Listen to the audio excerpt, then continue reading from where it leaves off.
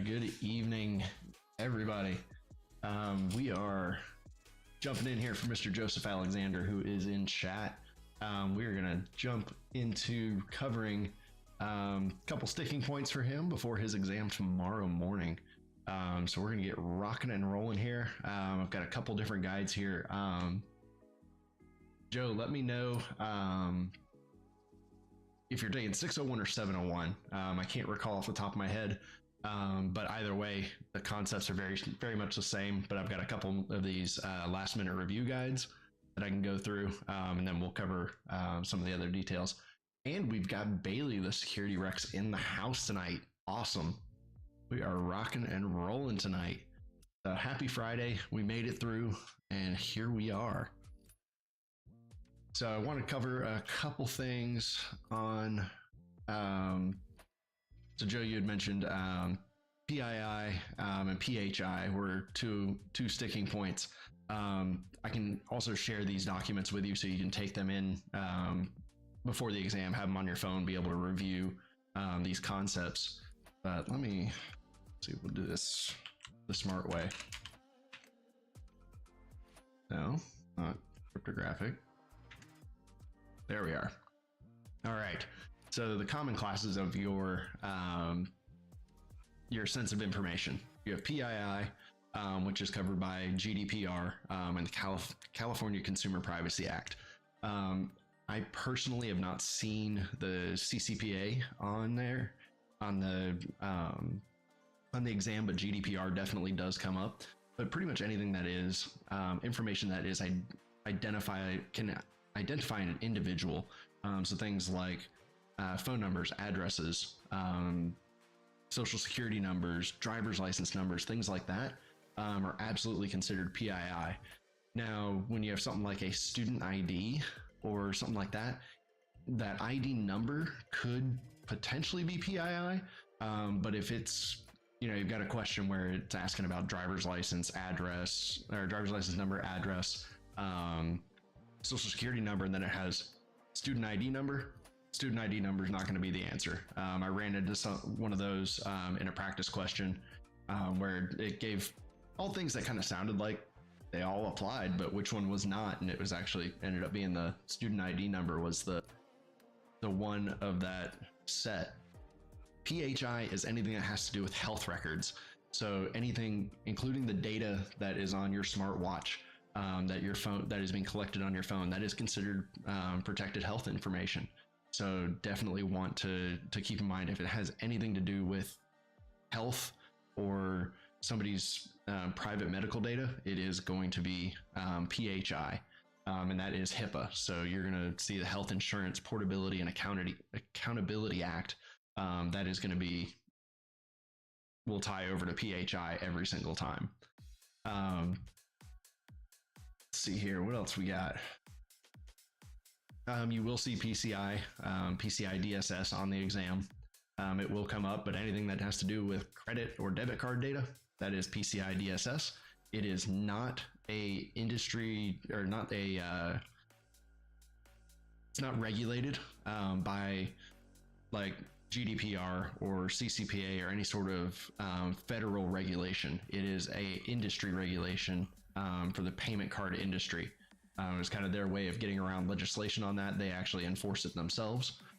So it's something that you won't see necessarily anything to do with like federally prosecutable legal, but it could be civil cases that would be associated with PCI. Let me see, what else did we have that you were looking for? My favorite. SQL injection, cross-site scripting, and cross-site request forgery. Let's see, I did pull, let's do this here. We'll find it in the guide here first. Oh.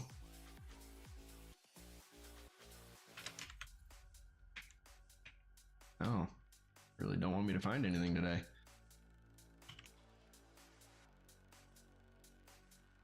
So yeah, for 601, definitely want to know the top 10 vulnerabilities for OWASP. Don't really need to know all of them, but just be familiar with them. They're not going to have a list where you've got to identify all of them, but you will see like in the PBQs where it'll have each of these attacks and then kind of how they operate. So things like your cross-site scripting, XML, external entities, all this kind of stuff can show up, especially in the PBQs. But a lot of it is kind of mix and match, like drag and drop kind of stuff. So a lot of the time you can kind of match it just based on the answers that are given to you. So I wouldn't stress that too much. If you do well on the multiple guess, you'll do perfectly fine. And then the PBQs are pretty much your bonus points for all the extra points above 750 if you do perfect on the multiple guess. Let's see here. You do need to know this crossover error rate, and then your FAR, your false acceptance rate, and your false rejection rate. And then that cross point is your crossover error rate.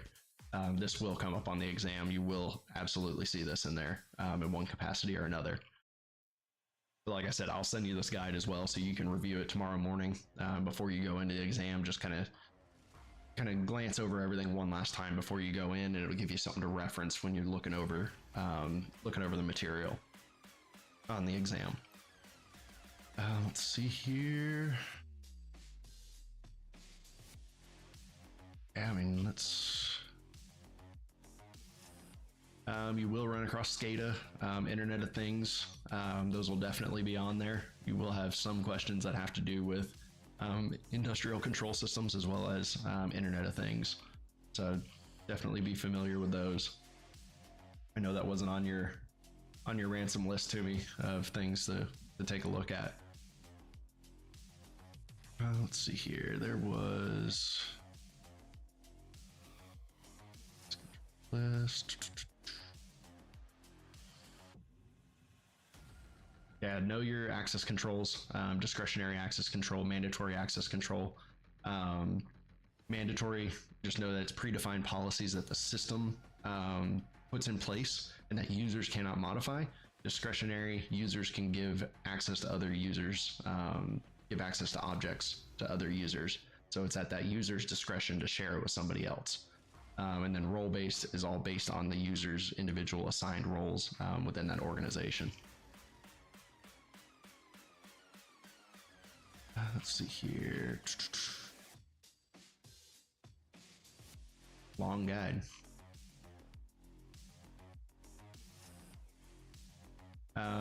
Definitely know these commands.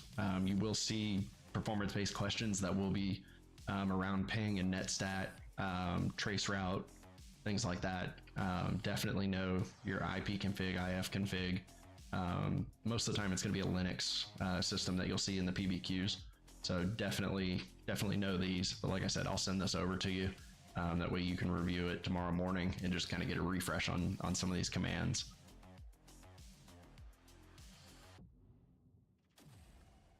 You will be familiar with Wireshark and the outputs for Wireshark and TCP dump. You will see questions on the exam that will be essentially a snippet of command line, and it's got data in there, and then you got to be able to tell what you're actually looking at in order to answer the question.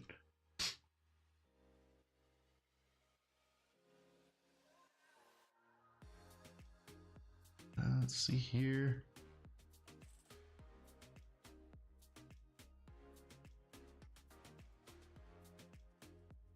Let's see. Due care and due diligence are big ones as well. Due care is just reasonable steps that somebody would take. Due diligence is ensuring that those steps are carried out. So due care is the first step of that, and then due diligence is the follow through to ensure that due care has been taken. Your SOC audits for sure. SOC 1 is self-attestation, so the company conducting their own audits and providing that assurance. SOC 2 is a third party. And then your SOC 3 is essentially a SOC 2 audit results that are made. They're actually kind of trimmed down and all the sensitive information is removed and meant for public disclosure. So essentially a audit company saying, yes, we did do this audit and they are good to go. Your type 2 audits, type 1 is just a description of the controls. It's very very minor. Like they really just kind of look and take a description and go, yeah, it's probably good. Type 2 goes in and actually verifies the controls that are being described, and goes beyond that type 1. So a lot of the times you'll see like a SOC 2 audit, it'll be a type 2 SOC 2 audit. And then SOC 3 does not have type 1 or type 2, but that will definitely show up on the exam. Definitely know your quantitative risk assessment, single loss expectancy, and annualized loss expectancy. That will come up on the exam for Security Plus all the way through CISP. It comes up again and again and again. Definitely know those formulas. Let's see. Yep, we did PII. That is the last page here. I did pull up one of my slides from a previous lesson for the SQL injection and cross-site scripting. So whenever you see something like this where it has select star from students where, and then you see this or 1 equals 1, that is cross-site scripting. This is SQL. Just know what it looks like. So you know when you see a question on the exam, so-and-so sees this entered in their logs, you know that it was SQL injection and you can answer that question, because they will put SQL injection, cross-site scripting, buffer overflow will be your answers for those questions. But when you see SQL, that select from where, that's the dead giveaway that it is SQL. If you see anything that has 2 brackets and it says script, that answer for that question is going to be cross-site scripting. Most of the time the exam will not sit there and go, is it stored cross-site scripting or reflected cross-site scripting? You're not going to run into it where they're going to make you determine what type it is. But definitely know that when you see something where it has the word script prefacing some code, it is going to be cross-site scripting. And then also know directory traversals. I don't know.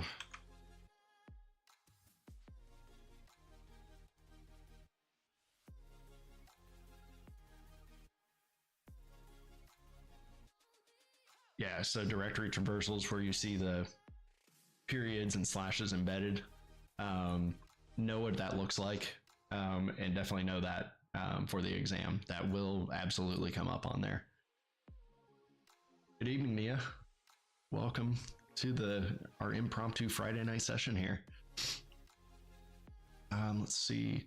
That was pretty much kind of the high level what I wanted to kind of touch on as far as the stuff that you're going to see on the exam. The cross-site request forgery, I don't think I've actually run into an exam question on that. That was one of the few things that I did not see. But let's pull it up here real quick so we can take a look at it. See if we can find a beautiful infographic. So what you will see, and this actually reminds me, you will see attacker in the middle, or adversary in the middle attacks, your man in the middle attacks. And that will likely be, they'll be describing a cross-site request forgery, but it's going to be typically in the context of an attacker in the middle is what you're going to see more often than not. Oh, you ran into one on Dion's test. Oh, interesting. But essentially your cross-site request forgery is a perpetrator stealing cookies or stealing that session, and being able to essentially take that, take a request and validate to the website with the credentials of the victim. So, but you'll see it. I will run through some practice questions here real quick, and do that for you, and hopefully we'll run across one. I did not dump these into the normal testing platform. I figured we just run right through a series of them from the Cybex exams. These questions, along with Professor Messer, are probably the closest to the actual exam that are out there. So we'll do a hot. Let's see, what time is it? It's quarter after. We're gonna do kind of a speed round here, and we'll go through these questions and talk about the answers. The nice thing is they do give us the explanations at the end of the question, so we can definitely expand upon what each question is. But for tonight, just throw your answers in chat, and we will talk about it. So let me blow this up. And why are you not loading?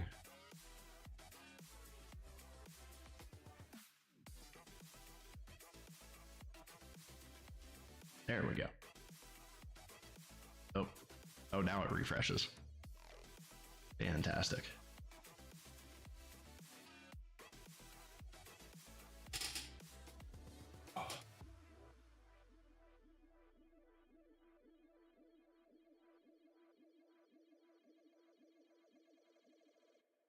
Oh, come on.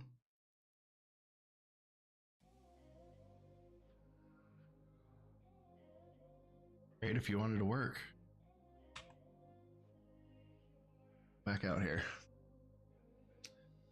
Even better.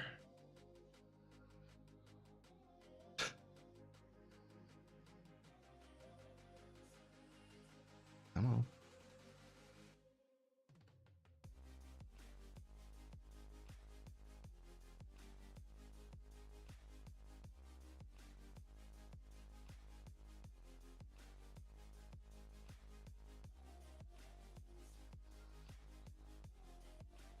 Come on. You can do it. All right.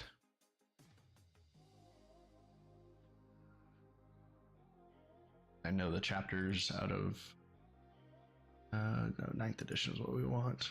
The guide.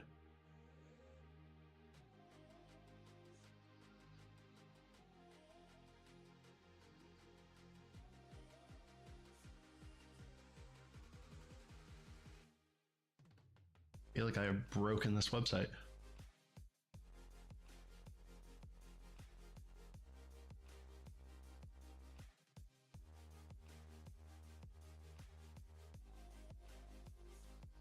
All right, one more time. Come on, Security Plus, let's go. Love watching just the spinning wheel.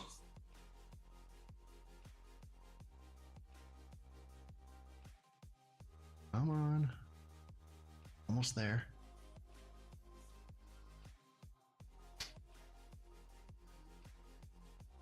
All right. Not want assessment tests, we don't want practice exams, and we do not want all of the chapters. We want chapters 6 and 8.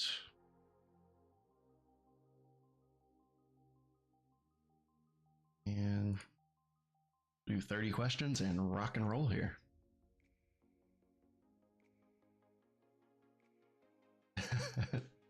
Yeah, security, not convenience. That is absolutely true. All right, so Kyle has been asked to provide his government issued ID as part of the creation of his user account. What process should he assume it is being used for? The biometric enrollment, just-in-time permission creation, identity proofing, or federation?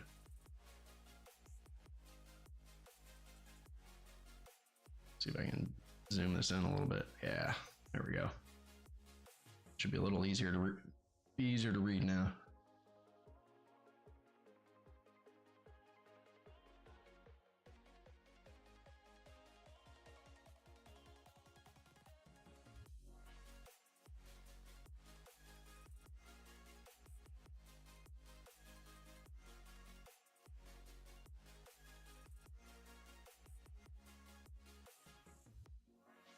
That is correct. It is C. Sorry, I was downloading some Splunk reports and didn't need it to time out on me. So, oh. All right. So yes, using the government ID can be used as part of identity proofing, essentially validating that he is who he claims to be. Biometric enrollment is some sort of scan or capturing biometric information. And just-in-time permission creation is done when access is requested and does not require government ID. and it does not require government identification. And Federation is connecting identity providers. So you're absolutely correct. CJ, welcome. Good to see you this evening. So every time Susan checks code into her organization's code repository, it is tested and validated, and then if accepted, is immediately put into production. What is the term for this? Continuous integration, continuous delivery, a security nightmare, or agile development?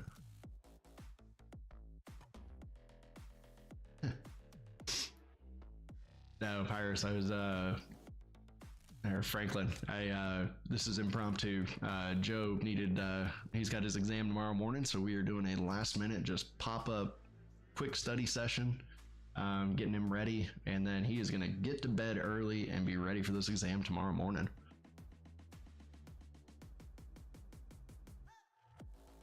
So yeah, on a question like this, when I see that it's immediately put into production, I immediately think CI/CD, so continuous integration, continuous delivery. The big thing here is that continuous integration integrates the code into the pipeline. Continuous delivery should be moving it into production. So continuous integration does not do that final step, and I'm going to go with B on this one. Yes. So in that kind of question on the exam, you have a 50-50 chance to get it right, because you're going to be looking at CI/CD. So you have a 50-50 shot. Go with your gut. Always go with your gut. What you think is the right answer the first time through. But again, if you've got a 50-50 question like this, just hit the flag on the exam. There's a little flag here, and you can review it later. So that way, after you do, so skip your PBQs, go through your multiple guess questions, do your PBQs, and then review all the ones you flag. And don't feel bad if you flag literally 30 questions. Every CompTIA exam, I end up flagging probably 20 or 30 questions, and I've done fine. So it's just normal part of that testing methodology. So yeah, continuous integration, the key thing to notice is that the code is then deployed into production. So Susan is operating in a continuous deployment environment where code is both continually integrated and deployed. So this step integration is happening, but it's also going one step further into delivery. So Tim is working on a change to a web application used by his organization to fix a known bug. What environment should he be working in? Should be in test, development, staging, or production? So he is working on a change. Which environment should he be operating in?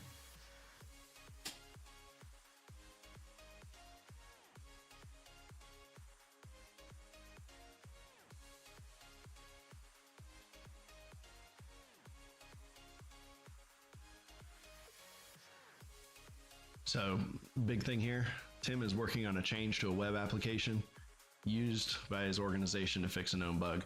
So the key word here is that he is actually working on a change.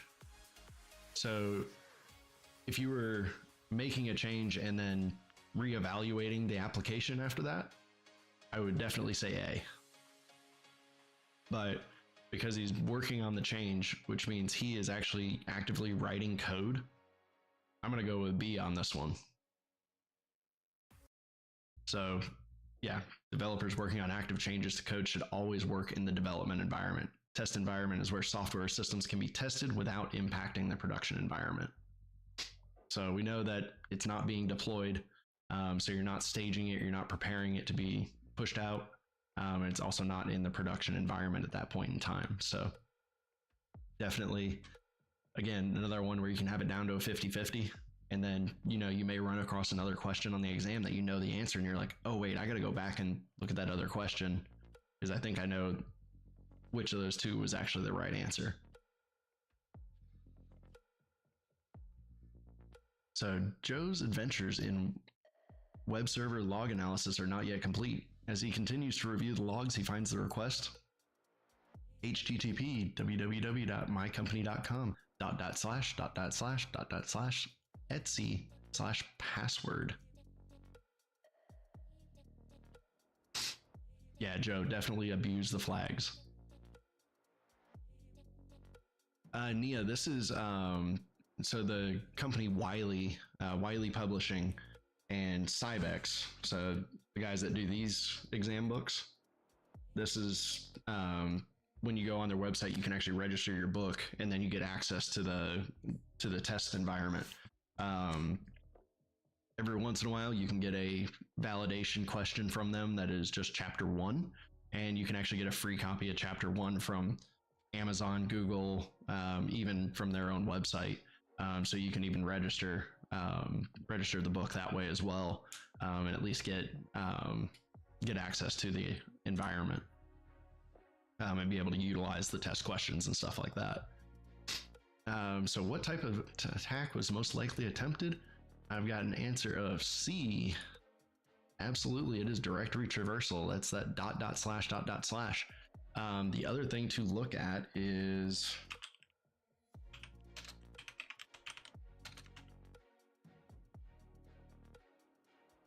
so path traversal, the encoding, and Bailey might even be able to throw this into the chat quicker. Oh, there it is. So you will see it sometimes as this, the %2e, %2e, %2f, and that is your ...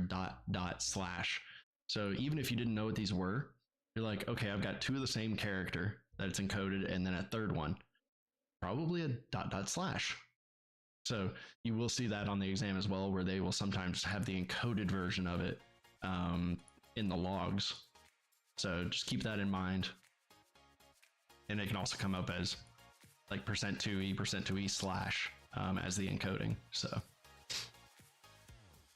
just keep that in mind as you go into the exam, that you will sometimes see percent encoding in there. So question 5, Michelle enables the Windows picture password feature to control logins for her laptop. Which type of attribute will it provide? Somewhere you are, something you know, something you are, or someone you know. So this feature I don't think is actually in production anymore. I at least haven't seen it being used. But essentially it was where you had a set of pictures and you had to choose the right one to log into your computer. I had a boss that absolutely loved the feature, and then it disappeared, and I had to go get him a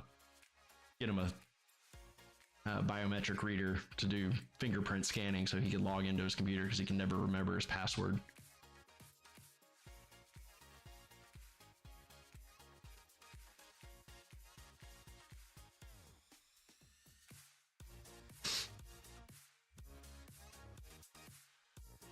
That is absolutely correct. It is something you know. Likely you won't see Windows picture password on the exam, but it'll be some form of something you know, something you are, someone, or somewhere you are, are all valid ways. Someone you know is probably, I don't think you'll ever use that as some type of attribution for logging in. So during a web application test, Ben discovers that the application shows SQL code as part of an error provided to application users. What should he note in his report? Is it improper error handling, code exposure, SQL injection, or a default configuration issue?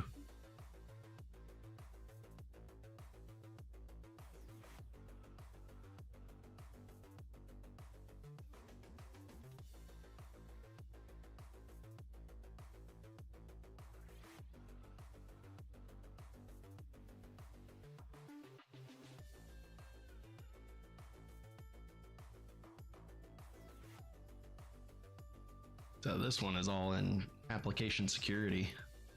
Joe, that is absolutely correct. Improper error handling. So essentially it's exposing data to users and possibly attackers that should not be exposed. It essentially shows that there's something not functioning in that system properly, and it could give you a way to exploit the system. But also it can give you details about what is running in the back end on that system, to give an attacker a way to find potential vulnerabilities that may not have been patched. So you definitely want to make sure that your error handling, that it dumps out to an error code or something like that that may only mean something to your organization, but doesn't expose actual SQL code or the full details of that error. So Ricky is concerned that developers and his organization make use of third-party code in their applications, which may introduce unknown vulnerabilities. He's concerned about the risk of an organization running code that is not aware it is using. Think Log4j on this one. Which of the following activities would best address this risk? So web application firewalls, package monitoring, static analysis, or dynamic analysis?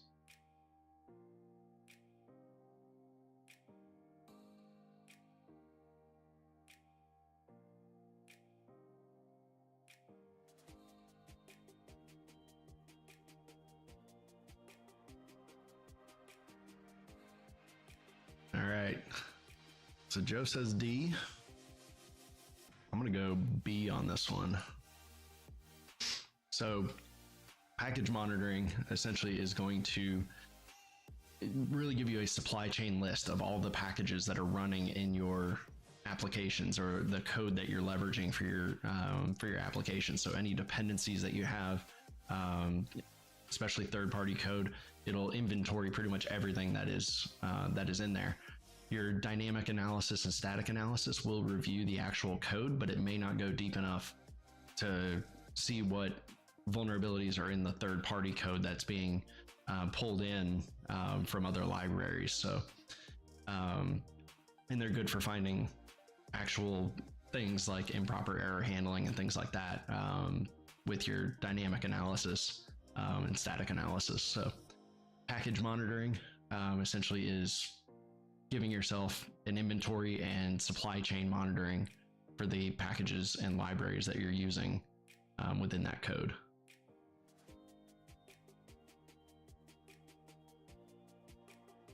Which of the following technologies is the least effective means of preventing shared accounts? Which is least effective means of preventing shared accounts?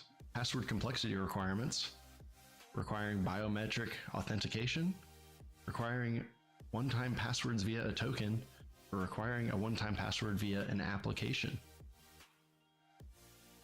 Yeah, definitely hit that like button for me. It makes us visible to other people that enjoy security, security plus, and cybersecurity. So definitely.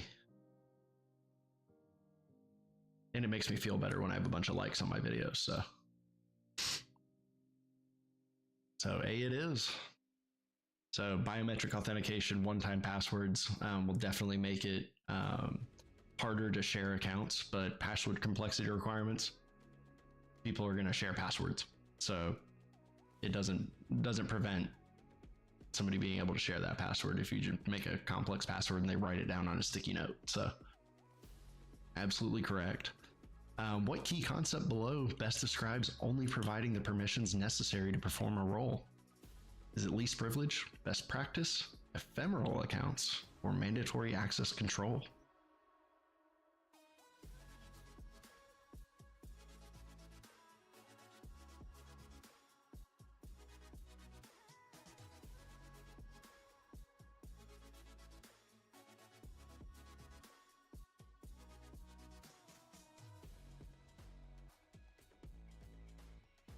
You got it.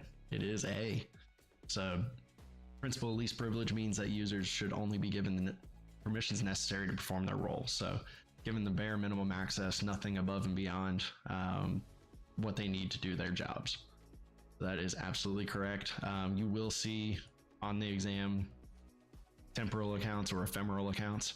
Essentially, they're only spun up for that one-time use, and then they're destroyed after that. So you will see that pop up on the exam every once in a while. Chris is reviewing evidence of a cross-site scripting attack where the attacker embedded JavaScript in a URL that a user clicked. The web page then sent the JavaScript to the user in the displayed page.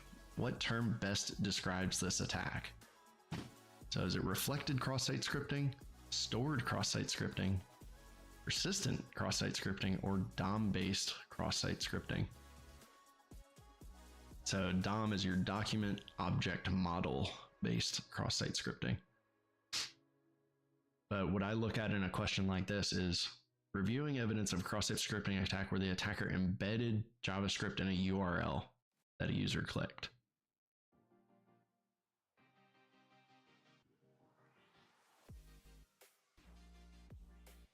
Be it is not. Dang, I would have gotten this one wrong too. So reflected attack because it is in the URL. So a stored attack. So yeah, a stored attack is like if you think like a forum or like like Reddit post or something like that, and somebody puts code in there, and then when you go and click on that page and it loads that data, it runs that script that is embedded in the page itself. But because it's part of the URL, that's what makes it a reflected attack. So that tripped me up too. So Wendy is a penetration tester who wishes to engage in a session hijacking attack. What information is crucial for Wendy to obtain if her attack will be successful? So is it a session ticket, session cookie, username, or user password?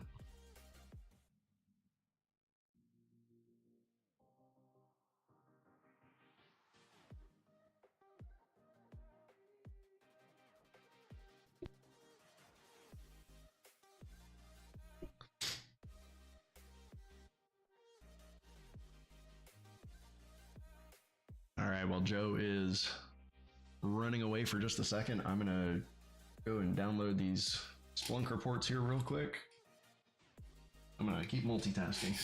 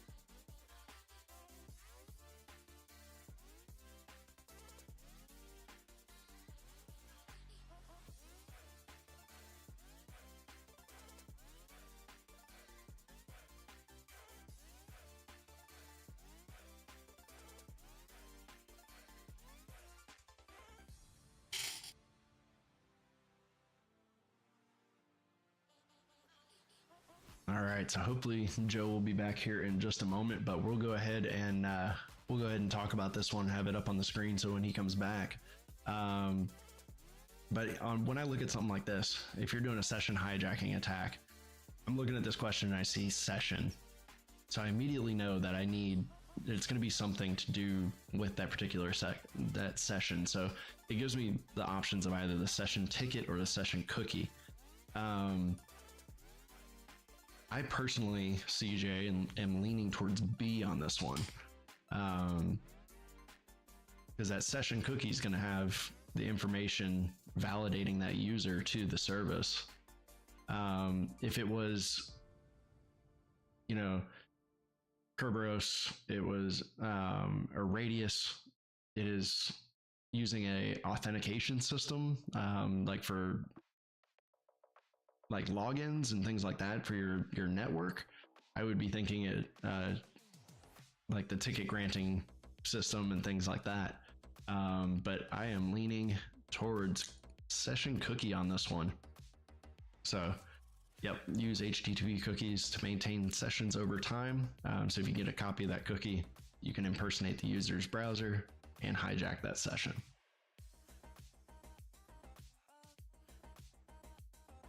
So what type of attack places an attacker in the position to eavesdrop on communications between a user and a web server?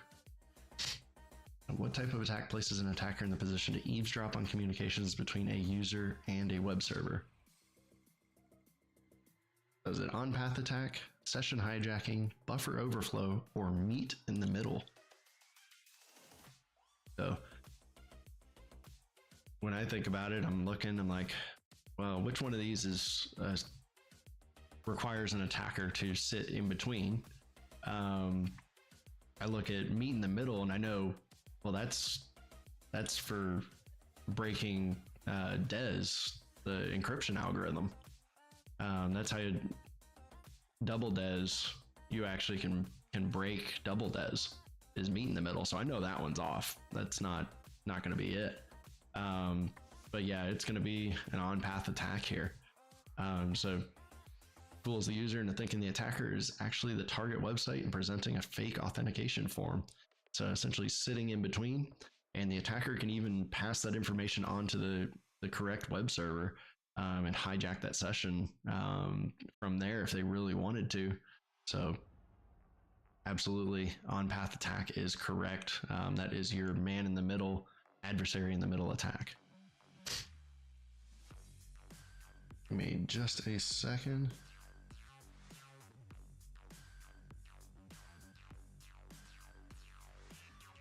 All right.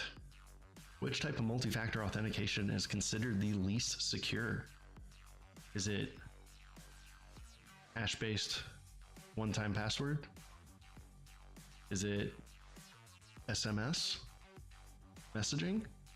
Is it time-based one-time password? Or biometric?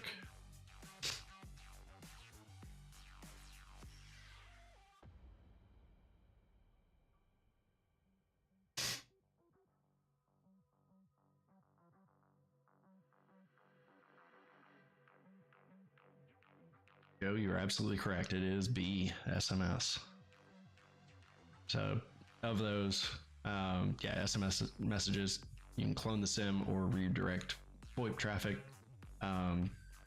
Both your tokens and biometric factors are definitely going to be more secure. So Gita has been issued the USB security key as part of our organization's multi-factor implementation. What type of implementation is this? Is it a hard token, biometric token, a soft token, or an attestation token?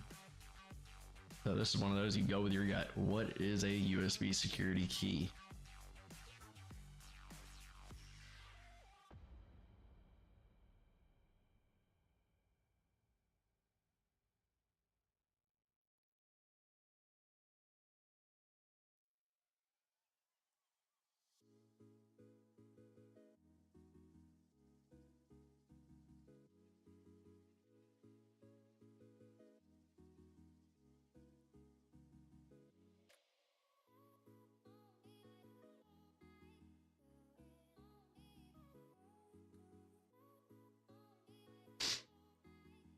So Joe, I'm going to disagree with you on this one. I'm going to go with a hard token on it.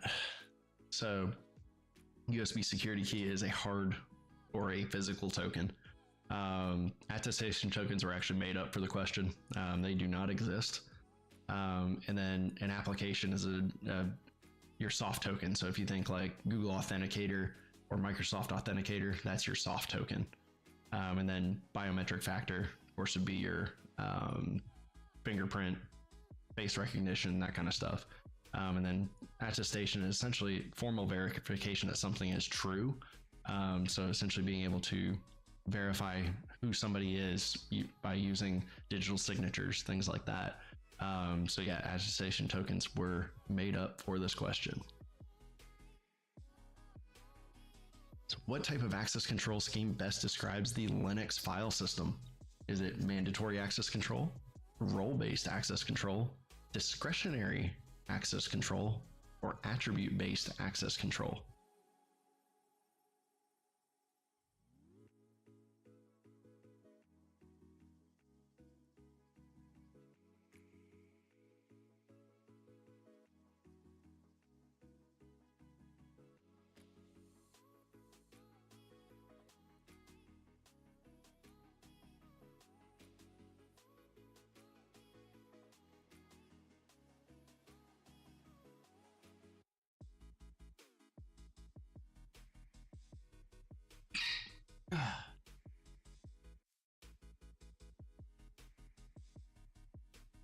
right, I am done with work now. All right. So this is a sticking point, even to the point up at CISP level. Knowing these access controls is not easy. So mandatory access control is going to be your operating system sets, like the permissions are set on the operating system, and you can only access what it says you can do. Role-based is, of course, based on your role within the organization. But if you think about Windows and Linux as a user, I can give access to other users. I can give them access to documents, being able to share directories and share files. So discretionary, it is my discretion to share those files with somebody else. So it makes it discretionary access control.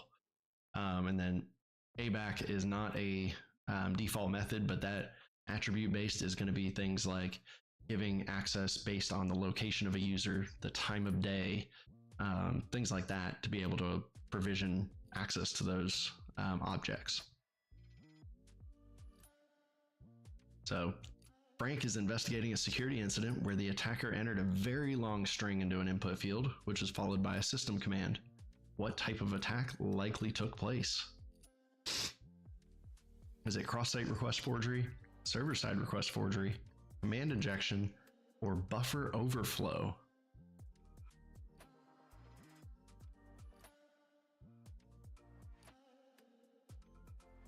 So what I look at here is they're very specific about a very long string into an input field.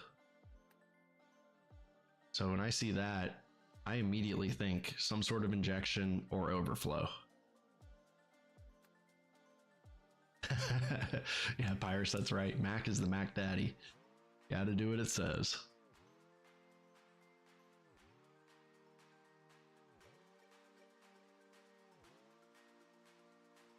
So on this, I would be sitting here looking at these two and have it as a 50-50. Command injection or buffer overflow. So, but when I am actually looking at this and I'm like, okay.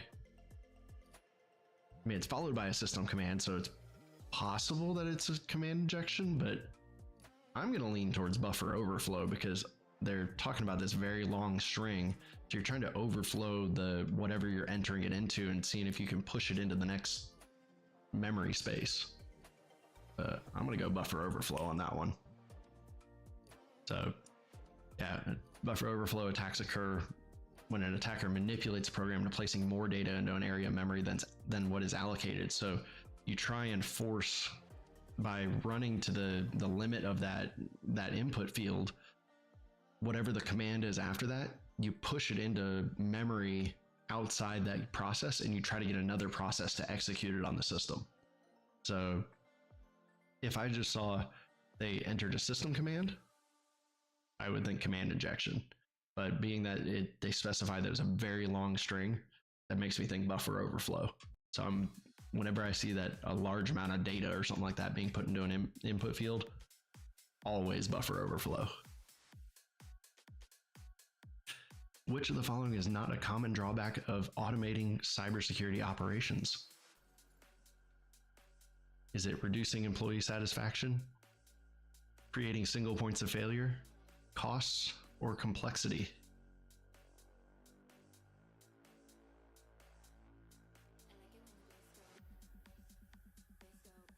Which is not a common drawback of automating cybersecurity operations?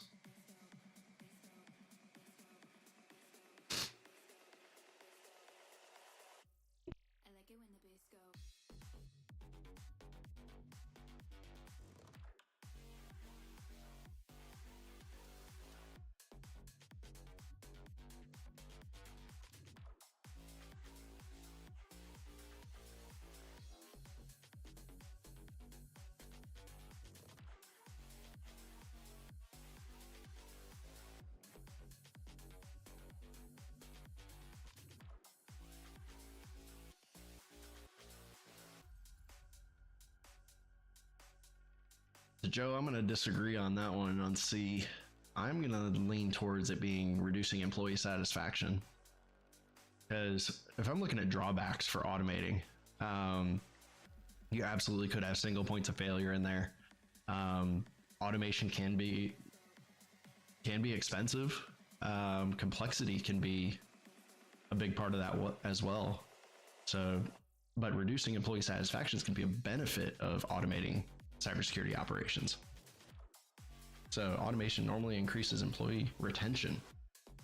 So the way I look at it is like I've got three things here that are all kind of tie together. Like complexity kind of ties into single points of failure.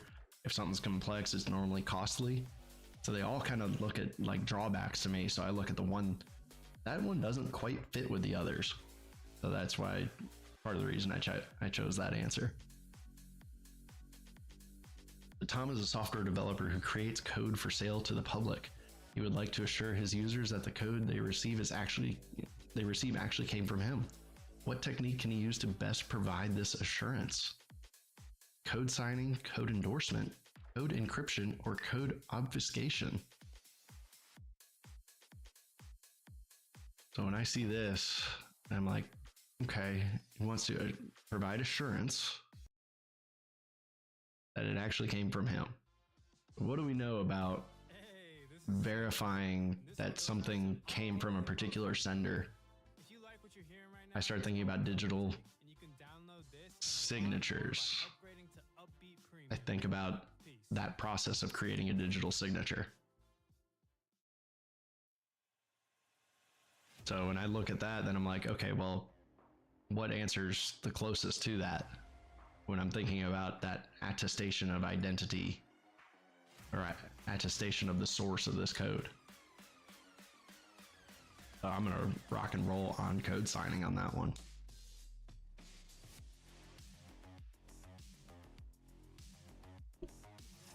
I apologize, I'm coughing up a storm here. I've got allergies starting already this year. Yeah, so code endorsement. I don't even know if that is actually a thing. But code signing essentially is what it comes down to. But I just think when I want the assurance or attestation of where something came from, I'm looking at signatures. So code signing would always be my first go on that one. So, oh, here's Joe. He's checking his web server logs and sees that somebody sent the following query string to an application running on the server. So this long string of code, but we're looking right here.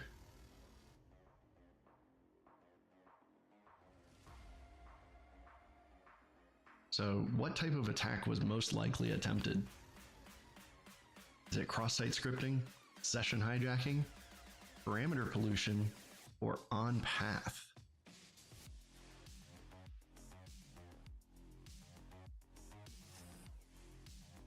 So if he's putting a query in, I wouldn't think it's an on-path attack because it's not an attacker in the middle or an adversary in the middle kind of situation.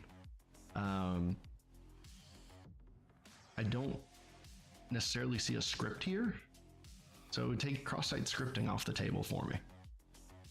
Session hijacking, I don't see anything to do with cookies or anything like that in here.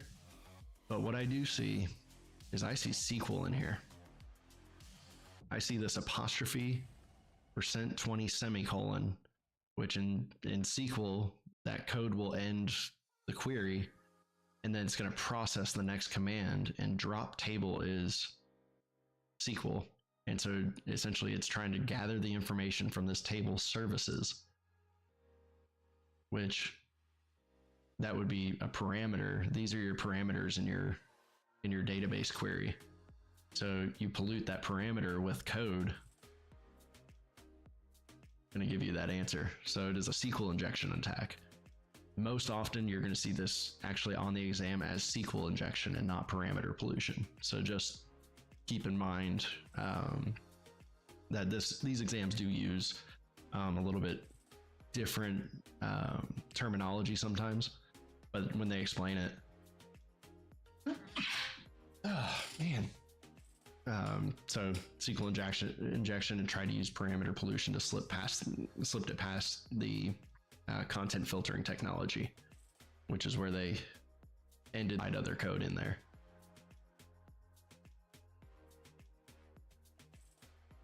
So Lisa sets up an account on a website that allows her to log in with Google. When she logs in, Google provides an access token to the website that confirms that she is who she says she is, but doesn't provide the site with her password.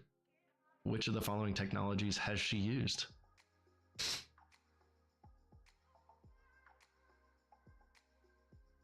Is it LDAP, the Lightweight Directory Access Protocol? Is it OAuth? Is it MITRE or Radius?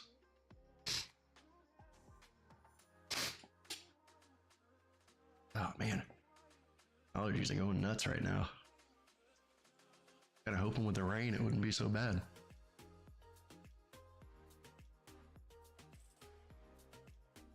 Oh, you got it. OAuth. Authentication Protocol. Allows services to receive authentication tokens from an identity provider. So the identity provider verifies that identity and relays it back to the service provider, which is the service you're trying to utilize. So that is absolutely correct. Joe's examining the logs of his web server and discovers that a user sent input to a web application that contained the string "wait for." What type of attack was the user likely attempting? So when I see this, I'm like, okay, there's a string in here. Wait for, it looks like a command of some sort. If I'm not familiar with various types of coding and injection attacks and stuff like that, I mean, I know this is likely an injection attack that's happening here, is you're putting a command, you're sending this input into a web application, so it's got to be an injection of some sort. But if I start thinking about it, I look at, it's got to be SQL because of the way that they capitalize all the words. SQL always capitalizes the actions. But just remember that web servers can be SQL servers, they can be databases. So not always HTML just because it says a web server. So when I also think about this, wait implies time to me. So I'm going to go with a timing-based SQL injection. So, you know, signature characteristic of a timing-based SQL injection attack.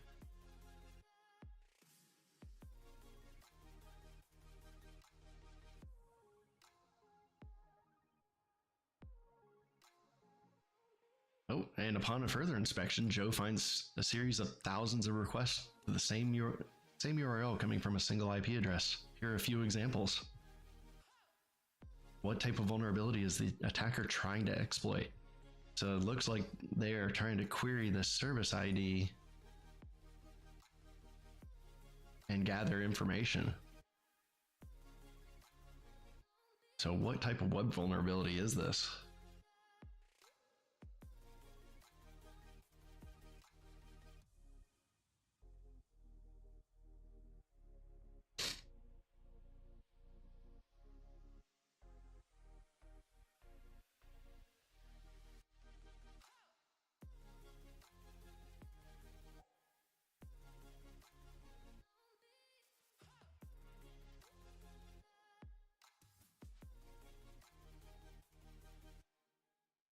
All right, so Joe, we're gonna go speed round through the last few questions here.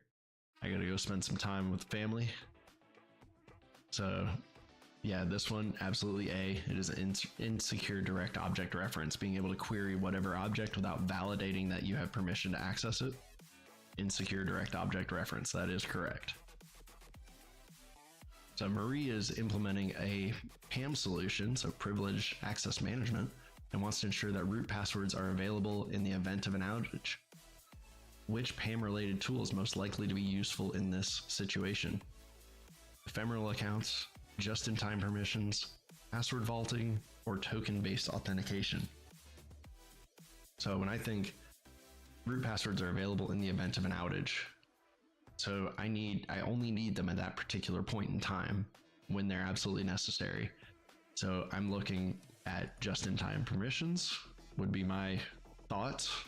Obviously, I am wrong on that one. But password vaulting, we actually do this at our organization, where you have essentially all the authentication and everything else.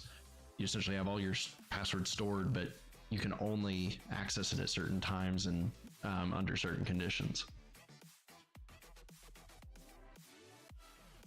Uh-oh.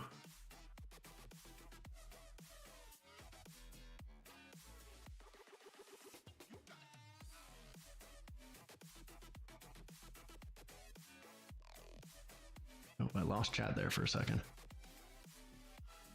So I got this one wrong, but password vaulting is the correct answer here. So perfect. Nina has recently left her organization. What should the organization do with her account? Transfer it to her replacement, reprovision it for another user, deprovision her account, or change the password and preserve the account.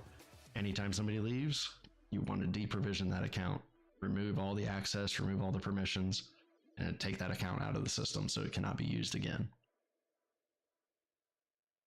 Because if you're transferring it, you can actually give people more rights than they actually need. But Angela has chosen to federate with other organizations that each organization provides. What role does Angela's organization play when they authenticate their users and assert that those users are valid to other members of the Federation? So I would be looking at the other ones are providing services, so they're service providers. So Angela's organization would be the identity provider for the users coming from her organization. So they are providing the assertion of that identity and of that permission.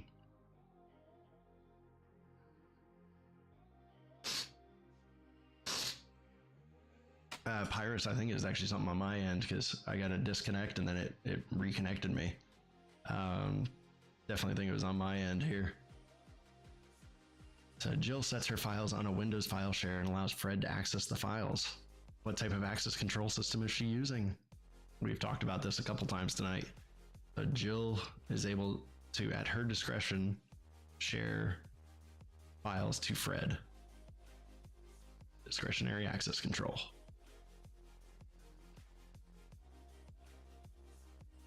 So Charles is worried about users conducting SQL injection attacks. Which of the following solutions would best address his concerns?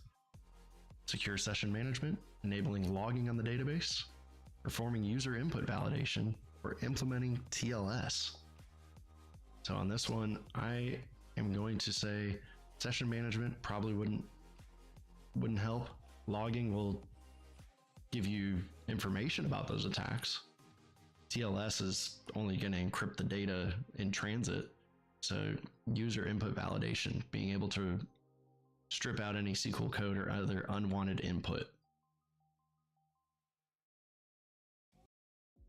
All right, last three questions. Adam wants to increase his organization's passwords resistance to attacks in the event that the password hash database is stolen by attackers. Which of the following password security settings has the largest impact on password cracking if his organization's current passwords are 8 characters long? So which of these complexity, length, reuse limitations, or preventing use of common words has the most impact in password security? So number one, and this gets beaten into you in every exam, the longer the password, the harder it is to crack. So that will always be the answer when asking what gives you the most resistance to attacks. Password length is always going to be the answer. Teresa wants to implement an access control scheme that sets permissions based on what the individual's job requires. Which of the following schemes is most suited to this type of implementation? Is it attribute-based, discretionary, role-based, or mandatory access control? So I'm going to go with role because it's talking about the individual's job requirements. So that makes me think role because they're talking about their particular job requirements. So you could have multiple people in that do that same job. So I'm going to go with role-based access.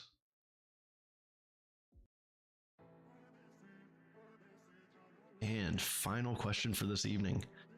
Precompiled SQL statements that only require variables to be input are an example of what type of application security control?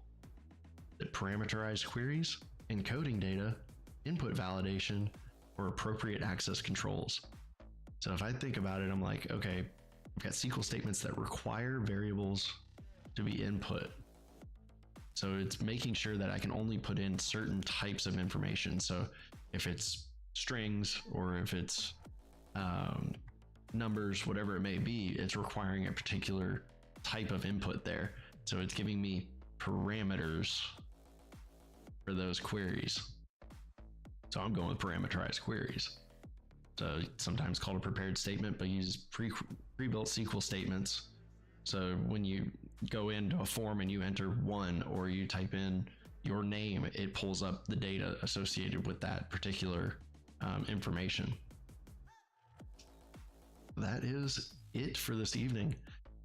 Joe, shoot me your email address, text it to me, and I will send over those last minute review guides to you. And then whatever I can help with, just don't hesitate to reach out. But best wishes on your exam. You got this. You've got plenty of time when you get into it. You'll be fine. Just use those last minute review guides that I send you, and you will crush it. You will slay that exam. Thank you all for coming out tonight. Hope this helped. And I look forward to doing it again in the future for another one of y'all. Y'all take care. Have a wonderful weekend, and I will see you on Monday at 7.